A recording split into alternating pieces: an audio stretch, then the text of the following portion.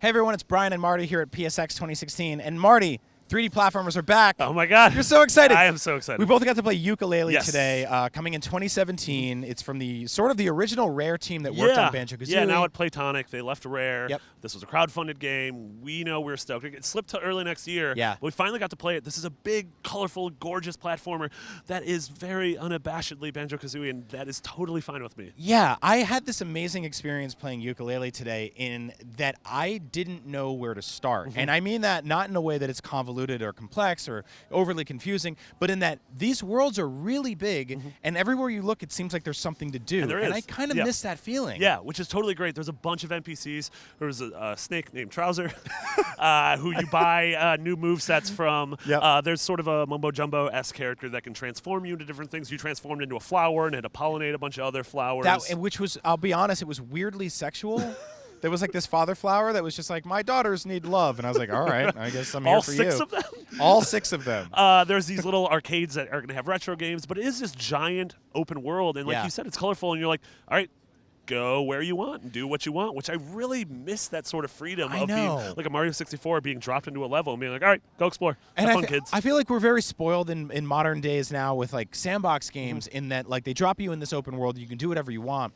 But this sort of felt a little bit reined in between like a 2D platformer and like a GTA type game. Yeah, totally. Where you're like, there's a mission over here, and if I grab this thing, I'm invincible for 20 seconds and I can unlock this one thing over here. Totally. Or I can just abandon it completely and go left and do something completely different. Yeah, and then sort of the final mechanic we got to see was this page system where you collect pages and you can either spend them on unlocking new worlds or use them to expand the world you're currently in. So we were sort of amazed by how much there was to do in this world, but we hadn't even spent the pages to literally expand it almost like a storybook. And I will say, like, and you and I are both huge 3D platforming fans.